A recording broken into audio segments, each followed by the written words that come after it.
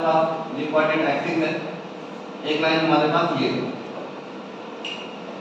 और एक दूसरी लाइन सपोज ये लाइन हमारे L1 है और ये दूसरी लाइन L2 है। हम ये कह रहे हैं ये दोनों लाइनें तभी पैरेलल होगी जब इन दोनों के जो इंक्लिनेशंस हैं, ये थीटा है तो ये भी क्या होना चाहिए, थीटा होना चाहिए, तभी लाइनें क्या होंगी, पैरेलल।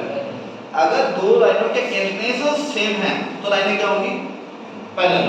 तो अगर ये θ1 है और ये θ2 है तो लाइन पैरेलल होने के लिए θ1 किसके बराबर होना जरूरी है, लाइन अगर पैरेलल है तो θ1 किसके बराबर होना चाहिए, θ2 के बराबर होना चाहिए। अच्छा, अगर दोनों का tan ले लें तो क्या यहां से tan θ1 बराबर tan θ2 नहीं हो जाएगा। अगर हम पहले वाली लाइन के स्लोप को अगर m1 से मानते हैं तो अगर इसका स्लोप m1 है तो क्या ये m1 नहीं हो जाएगा। तो अगर लाइनें पैरेलल हैं तो हम ये बोलेंगे दोनों लाइनों के स्लोप बराबर क्या होंगे, बराबर। अगर लाइनें पैरेलल होती हैं तो उनके स्लोप हर कंडीशन में क्या होंगे, बराबर होंगे। एनसीईआरटी में कुछ ऐसा दिया गया है, बच्चों ध्यान से देखो, ये एक लाइन है, ये एंगल अल्फा है और दूसरी लाइन का एंगल कितना है, बीटा। तो पैरेलल होने के लिए अल्फा किसके बराबर होगा, बीटा के बराबर होगा। अगर हम दोनों का tan अपोज दैट ले लेते हैं तो क्या tan अल्फा बराबर यहां से tan बीटा नहीं हो जाएगा, ऑब्वियस सी बात हो जाएगी। अगर हम पहले लाइन के स्लोप को m1 से डिनोट करें तो tan अल्फा को क्या बच्चे हम m1 बोल सकते हैं। अगर दूसरे लाइन के स्लोप को हम m2 बोलें तो क्या हम tan बीटा को m2 बोल सकते हैं। तो अगर लाइन पैरेलल होगी तो m1 हमेशा किसके बराबर होगा, m2 के बराबर। कोई कंफ्यूजन? तो अगर कभी भी हम तुमसे पूरे चैप्टर में बोलेंगे कि दो लाइन पैरेलल है तो तुम उसका क्या मतलब समझोगे कि दोनों लाइनों का स्लोप क्या है, बराबर है। स्लोप का मतलब समझते हो क्या होता है, तो यहां बताओ स्लोप का मतलब तुम क्या समझते हो, तुम्हारे दिमाग में स्लोप बोलते हैं, तुम्हारे दिमाग में क्या इमेज आता है कि जो भी लाइन है उसका जो इंक्लिनेशन उसका tan थीटा, उसका सिर्फ इंक्लिनेशन नहीं उसका tan थीटा।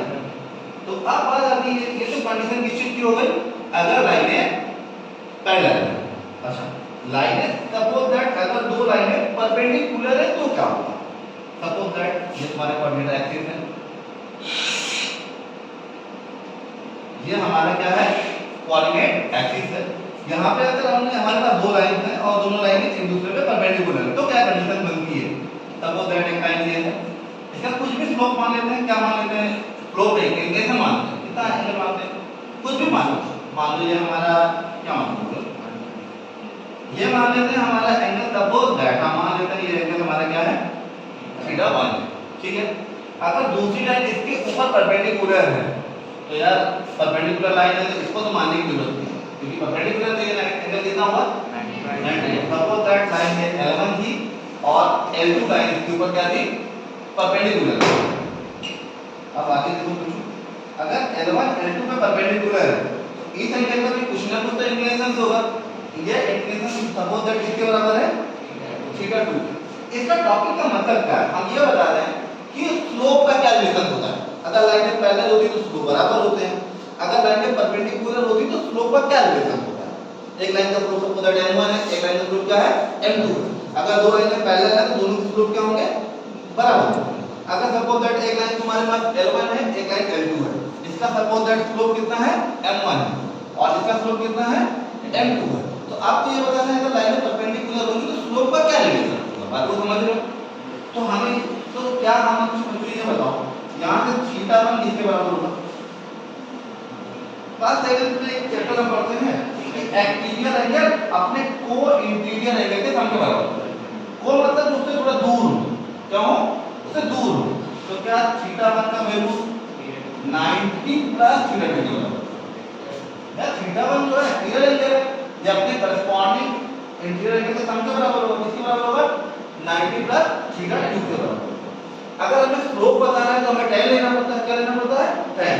तो अगर हम यहां से tan लें तो यहां tan लेते हैं, यहां भी tan लेते हैं, तो tan θ1 बराबर है tan 90 प्लस θ किसके बराबर है,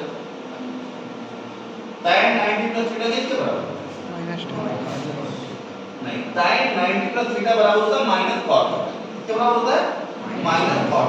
तो ये हो जाएगा माइनस cot θ2, क्या हो जाएगा, tan 90 प्लस θ cot θ के बराबर होता है, यहाँ θ का वैल्यू θ2 तो क्या हो जाएगा cot θ2। तो tan θ1 को तो हम भाई शानदार तरीके से m1 लिखते हैं, अरे tan θ1 है इसका स्लोप m1 है तो क्या ये tan थीटा का वैल्यू m1 नहीं हुआ? अच्छा cot थीटा 2 को बच्चे क्या बताओ 1 upon tan थीटा 2 लिख सकते हैं क्या? लिख सकते हैं क्या? तो क्या m1 बराबर 1 upon tan थीटा 2 को क्या हम m2 लिख सकते हैं? तो क्या यहाँ से हम ऐसा लिख सकते हैं क्या m1 m2 बराबर -1? तो अगर दो लाइनें परपेंडिकुलर हैं तो उनके स्लोप को अगर हम मल्टीप्लाई करेंगे तो हमें आंसर कितना आएगा? -1 आएगा। तो आपको इसमें दो चीजें याद रखना है, ये याद रखना है बेसिकली जानना है कि अगर लाइनें बच्चे पैरेलल होंगी तो उनके स्लोप क्या होंगे? अगर लाइन पैरेलल लाइंस के लिए m1 किसके बराबर होगा बच्चे? m2। लेकिन अगर लाइन परपेंडिकुलर हैं तो m1 और m2 दोनों का मल्टीप्लिकेशन हमें किसके बराबर होगा? -1 के बराबर। एक क्वेश्चन है, सपोज दैट एक लाइन है उसका स्लोप 2 है, एक दूसरी लाइन है उसका स्लोप सपोज दैट -1/2 है। अगर आपसे पूछे दोनों लाइनें किस प्रकार की हैं, कुछ मत करो, m1 * m2 करो, कितना है 2 * -1/2, 2 से 2 कट जाएगा -1 है। तो हम क्या बोलेंगे दोनों लाइनें कैसी हैं? ये दोनों लाइनें परपेंडिकुलर है। तो इतना जो टॉपिक है, इतना बेसिक कांसेप्ट हमने कहां पढ़ा था? इस टॉपिक का ये बेसिक है। तो बच्चों इसको थोड़ा सा एक बार जान लेते हैं बेसिक में तुम क्या क्या पढ़ा। एक्सिस में कोई भी लाइन डिवाइड करेगी एक्स एक्सिस को तो दो एंगल बनाएगी, कॉम्प्लीमेंट्री एंगल होंगे, एक एक्सट्रूड होगा एक ऑब्ट्यूज होगा। अगर 90 डिग्री हो जाएगा तो स्लोप डिफाइन नहीं होगा, ये पहला पढ़ा। अगर एक्स एक्सिस का स्लोप कितना होता है 0, वाई एक्सिस का स्लोप कितना होता है not defined. As well as slope का मतलब होता है कोई भी एंगल जो एंटी क्लॉकवाइज डायरेक्शन में जो भी इंक्लिनेशन बना दी है उसका टाइम। इतना समझ में आ रहा है बच्चे? सेकेंड थिंग आपने ये पढ़ा कि अगर सपोज दैट दो पॉइंट दिए गए, क्या दिए गए हैं? दो पॉइंट दिए गए हैं तो उसका स्लोप क्या होगा। फिर थर्ड चीज आपने सिर्फ इतना पढ़ा है कि अगर दो लाइनें पैरेलल हैं तो स्लोप का रिलेशन क्या होता है। क्या रिलेशन होता है? दो लाइनें अगर पैरेलल तो उनके स्लोप बराबर होंगे, अगर दो लाइनें परपेंडिकुलर हैं तो उनके स्लोप का क्या रिलेशन होता है? अगर दो लाइनें परपेंडिकुलर हैं, एक का स्लोप m1 है एक का स्लोप m2 है, उनका रिलेशन क्या होगा? तो उन दोनों के स्लोप का मल्टीप्लिकेशन किसके बराबर होगा? -1। आगे देखते हैं कुछ टॉपिक में और है पता नहीं एक्सरसाइज में। In the term of slope of line. अब जो अगला टॉपिक है थोड़ा सा इंपॉर्टेंट है, इक्वेशन बनता है तो क्वेश्चन बनता है तो थोड़ा सा इंपॉर्टेंट भी बनता है भाई। Angle between two line in term of slope of lines. दो लाइन के बीच का एंगल क्या होगा? क्या चीज पढ़ना है? आपने दूसरी लाइन डाल दिया। अगर हम दो लाइनें होती है तो दो कंडीशन होती है, तीन कंडीशन होती है। दो लाइनें हैं तो दोनों लाइनें एक दूसरे के पैरेलल हो सकती हैं, इन दोनों के बीच में कोई एंगल नहीं होगा। ये होगा कोई एंगल नहीं होगा पैरेलल लाइन के अंदर, तो अगर होगा तो 0 डिग्री का होगा। कितना होगा? 0 डिग्री।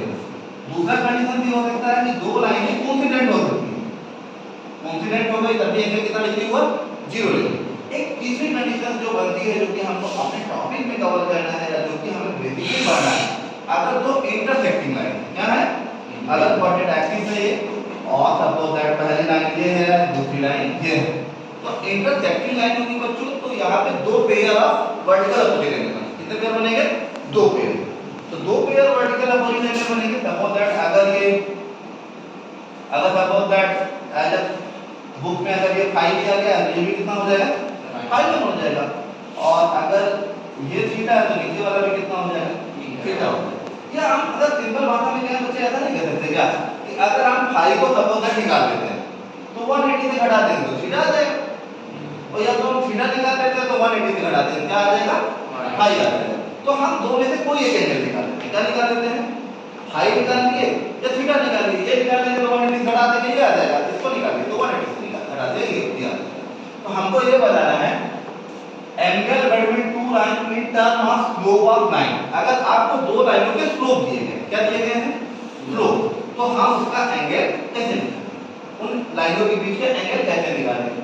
सपोज दैट आप यहाँ पे ध्यान से देखो बच्चे, ये तुम्हारी कोऑर्डिनेट एक्सिस है, एक लाइन ये है और एक दूसरी लाइन सपोज दैट हमारी ये है। इस लाइन का बच्चों इंक्लिनेशन कितना है?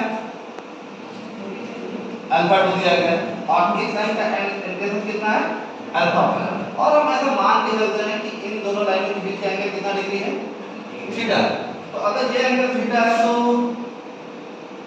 ये एंगल भी कितना होगा? थीटा होगा। तो अब आपको ये बताना है मुझे अल्फा 2 का वैल्यू किसके बराबर होगा? अल्फा 2 का वैल्यू मतलब किसके बराबर होगा? अल्फा 2 बराबर किसके होगा? अल्फा 1 कोई कंफ्यूजन? हमको थीटा निकालना है। क्या निकालना है? थीटा। तो ये थीटा बराबर क्या होगा? अल्फा 2 माइनस अल्फा 1 होगा। लेकिन हमको किसके केस में निकालना है? स्लोप के केस में। और स्लोप के लिए क्या आना जरूरी है? tan का। तो हम दोनों तरफ क्या लेते हैं? tan। अगर यहां से लेते तो क्या बचे? tan थीटा बराबर tan अल्फा 2 माइनस अल्फा 1 नहीं होगा। अच्छा tan अल्फा 2 माइनस 1 को क्या हम tan alpha 2 minus tan alpha 1 upon 1 plus tan alpha 1 into tan alpha 2 हो सकते हैं क्या? क्योंकि tan a माइनस b का फार्मूला क्या होता है? tan a माइनस b बराबर होता है tan a minus tan b upon 1 का tan a tan b। अच्छा बच्चे ये बताओ tan अल्फा 2 ये हमारे सपोज दैट सेकंड है। तो इसका स्लोप कितना मान लेते हैं? m। और इसका स्लोप क्या मान लेते हैं? m। तो tan अल्फा 2 को क्या बच्चे हम m2 लिख सकते हैं? tan अल्फा 1 को क्या हम m1 लिख सकते हैं? क्या अपॉन यहाँ 1 प्लस m1 इनटू m2 कर सकते हैं कि नहीं? तो tan थीटा का जो वैल्यू आएगा तो क्या बच्चे m2 minus m1 upon 1 plus m1 into आएगा कि नहीं आएगा?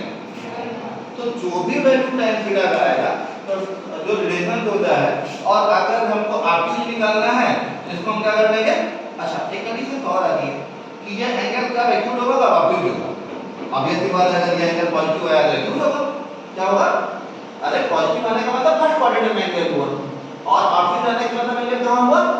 सेकंड क्वाड्रेंट में। तो अगर ये पॉजिटिव आएगा तो हम बोलेंगे एक्यूट एंगल, अगर नेगेटिव आएगा तो क्या बोलेंगे? Obtuse angle. यहां पे क्लियर दिया। तो tan थीटा का वैल्यू क्या होता है हमेशा? m2 minus m1 upon 1 plus m1 m2। कोई कंफ्यूजन?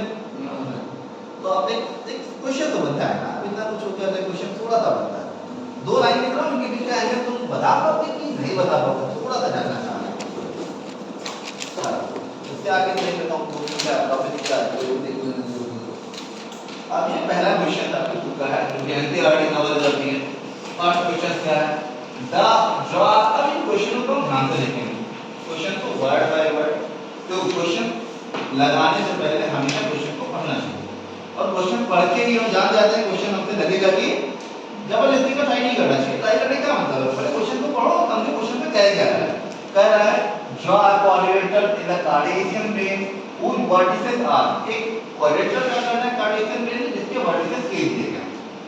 सबसे पहले क्या करना है? एक क्वाड्रिलेटरल ड्रा करना है, उसके वर्टिसेस दिए गए हैं। जैसे सपोज दैट पॉइंट A है, ये पॉइंट B है, ये पॉइंट C है और ये पॉइंट क्या है? D है। और फिर बताना है इस क्वाड्रिलेटरल का एरिया क्या होगा। तो आई थिंक आप लोग कुछ ऐसा कोऑर्डिनेट प्लेन ड्रा करते होंगे। इसमें पॉइंट यहां कौन है? यहां फाइव। सबसे बड़ी वैल्यू तो 7 है।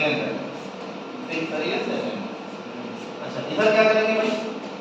-1 -2 -3 -4 यहाँ पे 1 2 3 4 यहाँ पे -1 -2 -3 -4 -5। तो पहला पॉइंट हमारा है -4 कहाँ 5 बच्चे कहाँ पे? हमें लगता है यहाँ पे।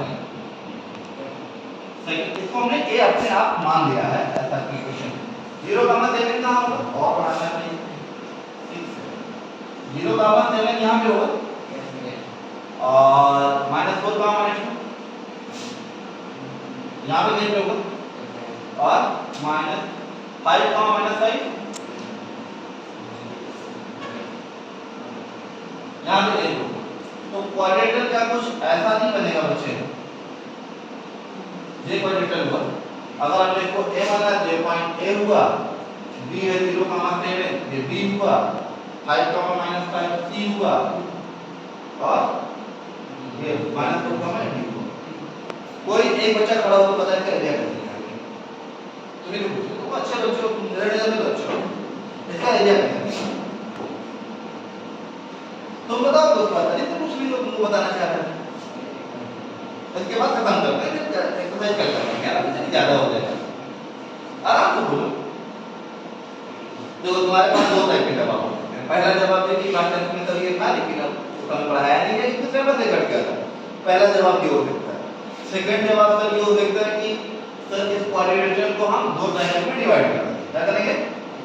दो ट्रायंगल में डिवाइड कर देंगे। ऊपर वाले ट्रायंगल के एरिया निकाल देंगे, नीचे वाले ट्रायंगल के एरिया निकाल देंगे और दोनों क्या कर देंगे? जोड़ देंगे। अब इसके लिए हमें ये जरूरी है बेसिक कॉन्सेप्ट कि एक ट्रायंगल सपोज दैट एबीसी है, ये ए है, ये बी है, ये सी है, और इसके coordinate x1 y1, x2 y2 और x3 y3 है। तो क्या इसका हम एरिया निकालना जानते हैं कि नहीं जानते हैं? जानते हैं। अगर नहीं जानते तो उसको फार्मूला है, नोट कर लो, बुक में मिल जाएगा। 1/2 लिखेंगे, यहाँ पे लिखेंगे x1 y2 माइनस फिर x2 y3 minus y1 plus x3 y1। इस फार्मूले इसके अंदर का वैल्यू चाहे जो है वो हमेशा पॉजिटिव लेना है। क्या लेना है? पॉजिटिव, क्योंकि इसके आगे मॉडुलस लगा होता है। क्यों? क्योंकि एरिया कभी भी नेगेटिव। तो यहाँ पे तीन कोऑर्डिनेट दिए गए हैं, इसकी वजह से ऊपर वाले के एरिया निकालेंगे। क्लियर? नीचे वाले के एरिया निकालेंगे। सपोज दैट ऊपर वाले का एरिया a आया और नीचे वाले का एरिया b आया, तो पूरा एरिया कितना हो जाएगा? a प्लस b हो जाएगा। इसके बाद चीजें हम कब देखेंगे? कल देखेंगे। कल हम क्या देखेंगे? एक्सरसाइज देखेंगे। ठीक है।